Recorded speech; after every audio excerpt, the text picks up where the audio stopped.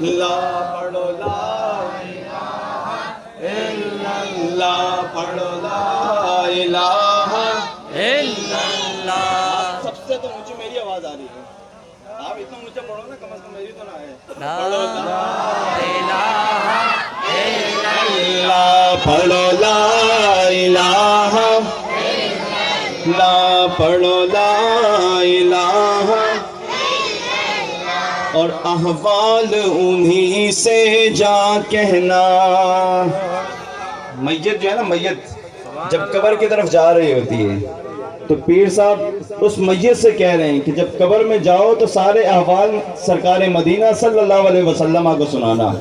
احوال انہی سے جا کہنا، احوال انہی سے جا کہنا، کیونکہ سنتا ہے خدا ان کا کہنا، سنتا ہے خدا ان کا کہنا، سنتا ہے خدا ان کا کہنا۔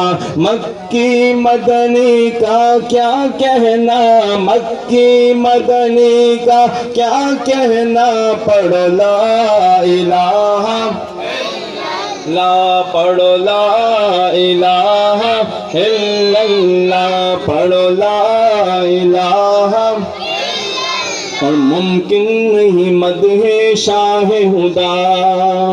حضور کی شان ہم بیان کریں یہ ممکن نہیں ہے۔ وَرَفَعْنَا لَكَ ذِكْرَكَ، پیارے محبوب ہم نے آپ کے ذکر کو بلند کر دیا ہے، آپ کے لیے آپ کے ذکر کو بلند کر دیا ہے۔ حضور کے ذکر کو بند کرنے والے، ختم کرنے والے وہ خود ختم ہو جائیں گے، لیکن سرکار کا ذکر جو ہے بڑھتا جائے گا۔ مٹ گئے مٹ گئے مٹتے ہیں مٹ جائیں گے یہ دشمن تیرے، مٹ گئے مٹتے ہیں مٹ جائیں گے یہ دشمن تیرے، نہ مٹا ہے نہ مٹے گا کبھی چرچا تیرا، کیونکہ ورفعنا لکا ذکر کا ہے سایہ تجھ پر، ذکر اونچا ہے تیرا بول ہے بالا تیرا، ممکن نہیں مدح شاہ ہدا، ممکن نہیں مدح شاہ ہدا، گیلانی پیر نے خوب کہا، گیلانی پیر نے، آپ بھی پڑھ لو گے نا تو ثواب ہی ملے گا۔ سبحان اللہ۔ گیلانی پیر نے، گیلانی پیر نے، کتے مہر علی کتے تیری ثنا، کتے مہر علی کتے تیری ثنا، کتے مہر علی کتے تیری ثنا، پڑھو لا الہ لا، پڑھو لا الہ الا اللہ، پڑھو لا الہ الا اللہ، پڑھو لا الہ، اور کدی غافلہ غفلت چھوڑے ہاں، کدی غافلہ غفلت چھوڑے ہاں، یاری نال نبی دے جوڑے ہاں، کدی غافلہ غفلت چھوڑے ہاں، یاری نال نبی دے جوڑے ہاں، وچ قبر لئی توشا لوڑے ہاں، پڑھو لا الہ الا اللہ، پڑھو لا الہ الا اللہ محمد رسول اللہ صلی اللہ علیہ وسلم۔ آخری ایک بات، نبی کریم صلی اللہ علیہ وسلم آپ نے جب اعلان نبوت فرمایا نا، لوگ مسلمان ہونا شروع ہوئے، کلمہ پڑھنا شروع کیا لوگوں نے، تو جو مخالفین تھے، کفار تھے، ابو جہل ابو لہب، ان کو بڑی پریشانی، انہوں نے ایک میٹنگ بلائی کہ بھئی کسی طرح اس کام کو روکا جائے، اگر یہ کام ایسے ہی بڑھتا گیا تو ہمیں پھر کوئی پوچھے گا نہیں۔ تو ابو لہب، ابو جہل، عتبہ، شیبہ، یہ سب موجود ہیں، میٹنگ ہو رہی ہے۔ تو ابو جہل نے کہا ابو لہب سے کہ بھئی بتاؤ، کوئی تجویز دو، کوئی مشورہ دو۔ ابو لہب کہنے لگا کہ ایسا کرتے ہیں کہ اسے قتل کروا دیتے ہیں، اس کا سر جو ہے قلم کروا دیتے ہیں، اتروا دیتے ہیں۔ تو ابو جہل کہنے لگا پہلے بھی ایک کو سر لینے کے لیے بھیجا تھا، وہ تو اپنا سر دے کر آ گیا ہے، کلمہ پڑھ کے مسلمان ہو گیا ہے، تو یہ تجویز جو ہے نا تیری ٹھیک نہیں ہے۔ ابو لہب کا جو بیٹا تھا وہ کہنے لگا کہ ایسا کرتے ہیں، لوگوں کے اندر یہ بات مشہور کرواتے ہیں کہ یہ جو محمد ہے نا یہ جھوٹا ہے، یہ جھوٹا ہے۔ ابو جہل کہنے لگا کہ تو نے تو باپ سے بھی زیادہ کچی بات کہی ہے، جھوٹا کس منہ سے جھوٹا کہیں گے؟ پہلے 40 سال تک ہم اسی زبان سے اسے صادق اور امین کہتے رہے ہیں، آج جھوٹا کیسے کہہ رہے ہیں؟ لوگ کہیں گے تم خود جھوٹے ہو، وہ تو سچا ہے۔ خیر ان لوگوں نے کہا کہ ابو جہل تم خود ہی بتاؤ کہ کیا کیا جائے۔ ابو جہل کہنے لگا کہ میرے ذہن میں ایک تجویز ہے کہ یمن کا ایک بادشاہ ہے، نام اس کا حبیب ہے، وہ بڑا حاضر دماغ ہے، بڑا گفتگو میں تیز ہے، اسے خط لکھتے ہیں، اسے بلاتے ہیں کہ وہ آ کے محمد سے بات کرے۔ ابو جہل نے خط لکھا کہ ہمارا بھتیجا ہے، نام ہے اس کو محمد، پہلے 40 سال تک وہ بالکل ٹھیک تھا، لیکن 40 سال کے بعد اب وہ کہہ رہے کہ میں اللہ کا نبی ہوں، اللہ کا رسول ہوں، اور اللہ کے سوا کوئی عبادت کے لائق نہیں ہے، ایک خدا ہے باقی سارے خدا جھوٹے ہیں۔ خط لکھا، حبیب یمنی، مختصر کر رہا ہوں، مکہ شریف آیا تو ابو جہل سے پوچھنے لگا کہ بھئی مجھے کیوں بلایا ہے؟ کہا خط میں آپ کو موٹا موٹا بتایا تھا کہ ہمارا ایک بھتیجا ہے، نام ہے اس کا محمد، پہلے 40 سال تک وہ بالکل ٹھیک تھا، لیکن 40 سال کے بعد جو ہے نا اب وہ کہتا ہے میں اللہ کا نبی ہوں، اللہ کا رسول ہوں، اور اللہ کے سوا کوئی معبود نہیں ہے، اور اس کے سوا کوئی عبادت کے لائق نہیں ہے، ایک خدا ہے باقی سارے خدا جھوٹے ہیں۔ حبیب یمنی کہتا ہے ٹھیک ہے تمہاری بات تو میں نے سن لی، لیکن وہ کیا کہتا ہے؟ اس کی بات تو میں نے سن لی، لیکن تم کیا کہتے ہو؟ تمہارے خدا کتنے ہیں؟ اس کا تو ایک خدا ہے، تمہارے خدا کتنے ہیں؟ تم بھی تو گنتی بتاؤ نا کہ تمہارے کتنے خدا ہیں۔ تو ابو جہل نا ابو لہب کی طرف دیکھنا لگا، کہنے لگا بھائی جان تم بتاؤ، بھائی جان آپ بتا دو۔ ابو لہب کہنے لگا کہ میں کوئی خداؤں کا منشی لگا ہوا ہوں، مجھے کیا پتا کہ کتنے ہیں؟ آگے پیچھے بڑی شرم آئے، کیا بتائیں اس کو۔ خیر ابو جہل کہنے لگا کہ اصل میں بات یہ نا خداؤں کی گنتی بڑی مشکل ہے، خداؤں کی گنتی بڑی مشکل ہے، کوئی بڑے خدا ہیں، کوئی چھوٹے خدا ہیں، کوئی سونے کے خدا ہیں، کوئی پتل کے خدا ہیں، کوئی جو ہے نا ہم نے سفر کے لیے بنا کے رکھے ہوئے ہیں، کوئی بچوں کے خدا ہیں، کوئی عورتوں کے خدا ہیں، بہت سارے خدا ہیں، اور سفر ختم ہوتا ہے خدا بھی ختم ہو جاتا ہے، سفر ختم ہوتا ہے خدا بھی ختم ہو جاتا ہے۔ اس نے کہا باقی باتیں تو سمجھ آ گئیں، لیکن یہ بات سمجھ نہیں آئی کہ سفر ختم خدا ختم، یہ سمجھ نہیں آئی بات۔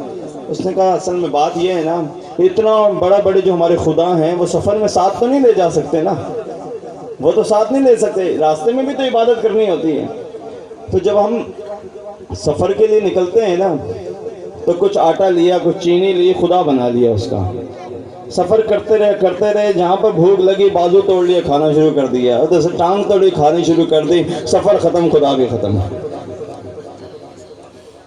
وہ نیا آیا تھا مکے میں، یمن کا رہنے والا تھا، اسے یہاں کے حالات کا پتہ نہیں تھا۔ اس نے کہا پھر بھی بتاؤ تو صحیح نا، موٹی موٹی تو کوئی گنتی بتاؤ۔ اس نے کہا ٹھیک ہے جو ٹوٹ گئے ان کو بھی چھوڑو، جو کھا پی لیے ان کو بھی چھوڑو، چھوٹے بڑے خداؤں کو بھی چھوڑو۔ اس وقت کعبۃ اللہ شریف میں 360 بت رکھے ہوئے ہیں۔ کتنے؟ 360 بت رکھے ہوئے ہیں۔ اس نے کہا ٹھیک ہے تم لوگوں کی بات میں نے سن لی ہے، اب مجھے اس کے پاس لے چلو جو کہتا ہے کہ ایک خدا ہے۔ ابو جہل کہنے کا نہیں ٹھیک ہے تم جاؤ یہاں سے، تم جاؤ۔ اسے پتا تھا اگر یہ بھی چلا گیا تو یہ بھی کلمہ پڑھے بغیر واپس نہیں آئے گا۔ اس نے کہا جاؤ تم چلے جاؤ، تمہیں تو بڑا عقل مند سمجھا تھا، تم تو بالکل تمہاری جو عقل کام ہی نہیں کر رہی۔ ابو لہب کہنے لگا یار مہمان ہے، اتنی دور سے بلایا ہے، اس کو بات کر تو لینے دے۔ خیر ابو لہب نے ساتھ لیا حبیب یمنی کو، حبیب یمنی ساتھ چل رہا ہے، پیچھے پیچھے ابو لہب ہے، اس کے پیچھے پیچھے ابو جہل، منہ چھپایا ہوا ہے کافروں نے۔ آ کے رسول اللہ صلی اللہ علیہ وسلم کے دروازے کے قریب لا کے اسے کہا کہ یہ دروازہ ہے ہمارے بھتیجے کا، یہ دروازہ، خود پیچھے ہو۔ دروازے پہ دستک دی، سرکار مدینہ سرور و قلب و سینہ صلی اللہ علیہ وسلم تشریف لائے باہر۔ اللہ اکبر۔ سرکار کے چہرے پر جب حبیب یمنی کی نظر پڑی نا، وہ تو چہرہ کیا، تو چہرہ نورانی چہرہ، بددحا کا چہرہ۔ حضور نے پوچھا کون ہے، حضور نے پوچھا کون ہے، کہاں سے آیا ہے اور کیوں آیا ہے؟ کا نام ہے حبیب، یمن کا بادشاہ ہوں، آپ سے بات کرنے آیا ہوں، آپ کو منوانے کے لیے آیا ہوں۔ سرکار نے فرمایا وہ تو بعد میں پتہ چلے گا نا، تو مانے گا یا میں مانوں گا؟ کہا سنا ہے کہ آپ نے نبوت کا دعویٰ کر رکھا ہے، آپ نبی ہو؟ کہا ہاں میں اللہ کا نبی ہوں۔ اس نے کہا ٹھیک ہے کہ میں نے یہ پڑھ رکھا ہے کہ جادو جو ہے نا، جادو یہ آسمان پر نہیں چلتا، جادو جو ہے یہ آسمان پہ نہیں چلتا۔ اگر آپ واقعی اللہ کے نبی ہو تو چاند کو دو ٹکڑے کر کے دکھاؤ، چاند کو دو ٹکڑے کر کے دکھاؤ۔ رسول اللہ صلی اللہ علیہ وسلم نے فرمایا جلدی نہ کر، ابھی اگر میں نے ٹکڑے کر دیے تو دیکھے گا میں دیکھوں گا، یا تو دیکھے گا یا میں دیکھوں گا، بعد میں پتہ چلے تو مکر جائے، بعد میں تو مکر بھی تو سکتا ہے نا۔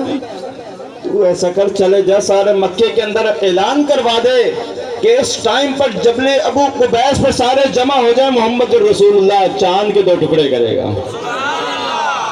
سارے لوگ جو ہے جمع ہو گئے جبل ابو قبیس پر۔ سرکار مدینہ سرور و قلب و سینہ صلی اللہ علیہ وسلم سے حبیب یمنی کہنے لگا کہ آپ چاند کو دو ٹکڑے کر کے دکھائیں۔ نبی کریم صلی اللہ علیہ وسلم نے انگلی کا اشارہ کیا، انگلی کا اشارہ کیا، چاند جو ہے وہ دو ٹکڑے ہو گیا، ایک ٹکڑا ادھر اور ایک ٹکڑا ادھر۔ حبیب یمنی نے کہا تھا کہ میرے دو سوال ہیں۔ کتنے سوال ہیں؟ دو۔ جب یہ چاند دو ٹکڑے ہوئے نا، ادھر سے دو ٹکڑے ہوا، ادھر سے دل کی کیفیت جو ہے وہ بدل گئی، دل کی کیفیت بدل گئی۔ کہنے لگا ایک دوسرا بھی سوال ہے۔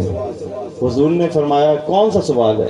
کہا وہ تو آپ بتاؤ گے نا، وہ تو آپ بتاؤ گے نا۔ اب دل کے اندر کیا خیال ہے مجھے بھی نہیں پتا، آپ کو بھی نہیں پتا۔ لوگ کہتے ہیں نا حضور کو غیب کا علم نہیں، حضور کو تو دیوار کے پیچھے کا علم نہیں۔ ارے حضور تو وہ ہیں جن کے بارے میں خالق کی کائنات نے فرمایا وَعَلَّمَكَ مَا لَمْ تَكُنْ تَعْلَمْ۔ محبوب پیارے، ہم نے تو آپ کو سب کچھ سکھا دیا ہے، وہ کچھ سکھا دیا جو پہلے آپ نہیں جانتے تھے۔ دوسرے مقام پر فرمایا عالم الغیب فلا یظہر علی غیبہ احدا الا من ارتضی من رسول۔ غیب کا جاننے والا اپنے غیب کو کسی پر مسلط نہیں فرماتا الا مگر اپنے رسولوں میں سے جسے چاہتا ہے عطا فرما دیتا ہے۔ حضور کی تو بڑی شان ہے۔ کہا میرے دل میں جو سوال ہے نا وہ تو آپ بتاؤ گے۔ نبی کریم صلی اللہ علیہ وسلم نے فرمایا تیرے دل کے اندر یہ خیال ہے، یہ سوال ہے، تیرا دل یہ کر رہا ہے کہ تیری ایک لڑکی ہے، ایک بچی ہے جو یمن میں ہے، وہ بالکل معذور ہے، ہاتھوں سے پاؤں سے جسم سمجھے فالج کی مریضہ ہے وہ، اور آنکھوں سے نابینا ہے، بستر سے وہ ہل نہیں سکتی۔ تیرا دل یہ کر رہا ہے محمد الرسول اللہ صلی اللہ علیہ وسلم کرم فرمائے تاکہ میری وہ بچی ٹھیک ہو جائے، میری وہ بچی ٹھیک ہو جائے۔ نبی کریم صلی اللہ علیہ وسلم نے فرمایا کہ حبیب تو یمن میں چلے جا، جا تیری بچی وہاں ٹھیک ہو گئی۔ حبیب یمنی نے کلمہ پڑھا سرکار کا، کلمہ پڑھ کے مسلمان ہوا، جاتا ہے تھوڑا سفر کرتا ہے، پھر پیچھے مڑ کے دیکھتا ہے سرکار کو، اتنا نورانی چہرہ سرکار کا، نورانی نورانی چہرہ۔ حضور نے فرمایا حبیب تم چلے جاؤ، تم بادشاہ بھی ہو، وہاں کے انتظامات بھی تمہیں سنبھالنے، تم چلے جاؤ وہاں پر۔ خیر حبیب یمنی جب یمن پہنچتا ہے دروازے پہ دستک دی، دروازہ کھلا، دیکھتا ہے وہ بچی جو بستر سے اٹھ نہیں سکتی تھی اس نے دروازہ کھولا۔ حبیب یمنی کہنے لگا کہ بیٹا تو اٹھ نہیں سکتی تھی، چل پھر نہیں سکتی تھی، بتا تو صحیح نا کیسے ٹھیک ہو گئی؟ کہا آپ ایسے کریں نا، یہ کھڑے ہو کے بات بتانے والی نہیں ہے، آپ اندر تو آئیں، بیٹھیں، بیٹھ کے بتاتی ہوں۔ وہ بچی کہنے لگی کہ میں لیٹی ہوئی تھی تو میری والدہ مجھے کہنے لگی کہ بیٹا دیکھ چاند کے 2 ٹکڑے ہو گئے ہیں، چاند کے 2 ٹکڑے ہیں۔ مجھے تو نظر نہیں آتا تھا لیکن میری ماں نے مجھے بتایا کہ چاند کے 2 ٹکڑے ہو گئے ہیں۔ وہ جو حبیب یمنی نے کہا تھا نا چاند کے 2 ٹکڑے کر دیں، کہنے لگی میری ماں نے مجھے بتایا کہ آسمان پہ چاند کے آج 2 ٹکڑے ہو گئے ہیں۔ تھوڑی دیر کے بعد چاند جڑتا ہے اور اس کے بعد ہمارے گھر کے اندر روشنی روشنی چھا جاتی ہے۔ ایک نورانی چہرے والے، حسین زلفوں والے شخصیت جو ہے، ایک بزرگ جو ہے وہ ہمارے گھر تشریف لاتے ہیں، میرے جسم پر ہاتھ پھیرتے ہیں، میرا جسم جو ہے بالکل صحیح سلامت ہو جاتا ہے۔ فرماتے ہیں کہ بیٹا تیرے باپ نے مکے میں رہ کے کلمہ پڑھ لیا ہے، تو یہاں یمن میں رہ کے کلمہ پڑھ لے۔